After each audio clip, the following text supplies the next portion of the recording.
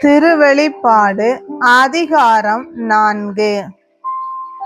இதன் பின் நான் ஒரு காட்சி கண்டேன்.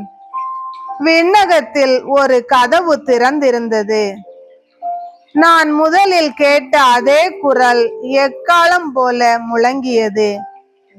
இவ்விடத்துக்கு ஏறி வா, இனி நடக்க வேண்டியதை உனக்கு காட்டுவேன் என்றது. உடனே தூய ஆவி என்னை ஆட்கொண்டது. விண்ணகத்தில் அரியணை ஒன்று இருந்தது. அதில் ஒருவர் வீற்றிருந்தார். அவரது தோற்றம் படிக கல் போலும் மாணிக்கம் போலும் இருந்தது. மரகதம் போன்ற வானவில் அந்த அரியணையை சூழ்ந்திருந்தது. அரியணையை சுற்றி 24 அரியணைகள் போடப்பட்டிருந்தன.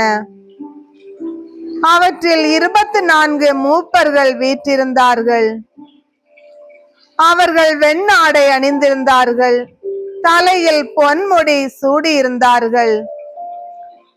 அரியணையிலிருந்து மின்னலும் பேரிரைச்சலும் இடி முழக்கமும் கிளம்பின. அரியணை முன் 7 தீவட்டிகள் எரிந்து கொண்டிருந்தன. அவை கடவுளின் 7 ஆவிகளே. அரியணை முன் பளிங்கையொத்த தெளிந்த கடல் போன்ற ஒன்று தென்பட்டது.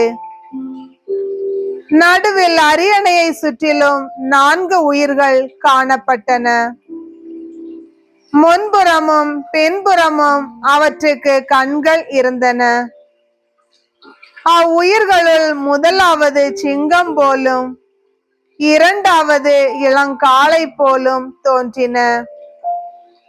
மூன்றாவதற்கு மனித முகம் இருந்தது. நான்காவது பறக்கும் கழுகை ஒத்திருந்தது.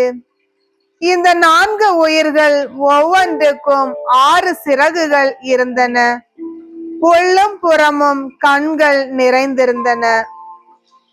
தூயவர், தூயவர், தூயவர், எல்லாம் வல்ல கடவுளாகிய ஆண்டவர், இருந்தவரும் இருக்கின்றவரும் வரவிருக்கின்றவரும் இவரே என்று அந்த உயிர்கள் அல்லும் பகலும் இடையராது பாடிக்கொண்டிருந்தன.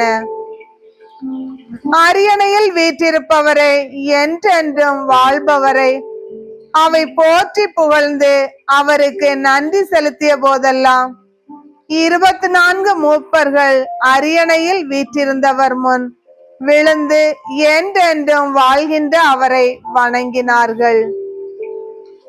தங்கள் பொன்முடிகளை அரியணை முன் வைத்து, எங்கள் ஆண்டவரே, எங்கள் கடவுளே, மாட்சியும் மாண்பும் வல்லமையும் பெற நீர் தகுதி பெற்றவர். ஏனெனில் அனைத்தையும் படைத்தவர் நீரே. உமது திருவுளப்படியே அவை உண்டாயின, படைக்கப்பட்டன என்று பாடினார்கள்.